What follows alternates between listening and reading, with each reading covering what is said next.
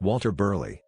Walter Burley, or Burleigh, circa 1275 to 1344/5, was a medieval English scholastic philosopher and logician with at least 50 works attributed to him.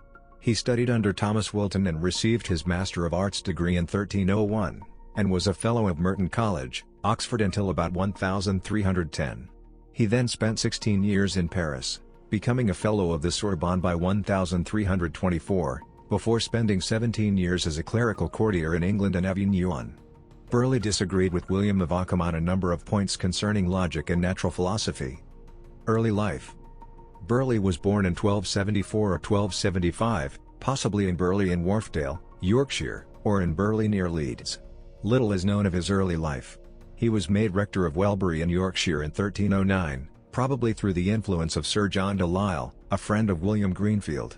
As throughout his career, he did not act as rector, employing a substitute and using the income from the living to finance his study in Paris, where he completed his lectures on Peter Lombard's sentences, and probably encountered the work of his contemporary William of Ockham. Burleigh's commentary on the sentences has not survived. Political career. Burleigh became a courtier during the political events that followed the deposition of Edward II of England in 1327. His first assignment was to try and obtain the canonization of Thomas, 2nd Earl of Lancaster, who had been one of the leaders of the baronial opposition to Edward II. Thomas had become venerated as a martyr within a few months of his death.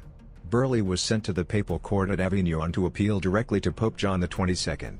By coincidence, William of Ockham was also staying at Avignon, having been summoned there in 1324 to answer charges of possibly heretical statements. By 1326 there was a list of 51 charges against him. Burleigh's associates were all closely involved in these attempts at canonization, none of which was successful. One was Richard de Bury, a bibliophile and patron of the arts and sciences, who became Burleigh's patron and at whose request Bury translated some works of Aristotle into English. Ecclesiastical career. Burleigh had become a Master of Theology by 1324. In May 1327 he became Canon of Chichester by the provision of the Pope, but exchanged the position in 1332 to become Canon at Wells, where de Bury was dean.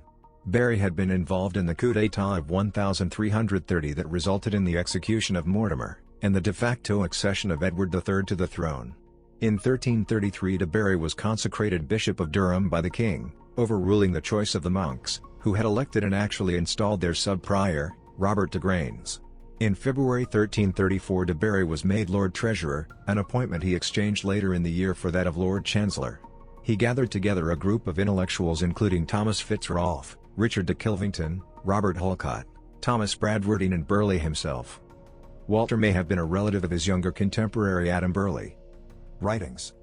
Burleigh was one of the first medieval logicians to recognize the priority of the propositional calculus over the term logic, despite the fact that the latter had been the main focus of logicians until then. Burleigh also seems to have been the only 14th-century logician to have taken the position that, in line with modern views on the material conditional, the principle that from the impossible anything follows, ex impossibile sequitur quod labet, is both a necessary and sufficient condition for explaining the logical relationship between antecedent and consequent. He was also known for his commentaries on Aristotle's physics, which include the Quod labet de primo et ultimo instanti, around 1320, and the longer work Expositio in Libros Octo de Physico Auditu.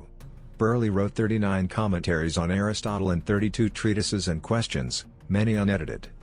This is Burleigh's main work, in which he covers such topics as the truth conditions for complex sentences, both truth functional and modal, as well as providing rules of inferences for different types of inferences. This book is known to have been written after Ockham's Summa Logici, circa 1323, possibly partly in response to it. Other works include Bibliography. External links.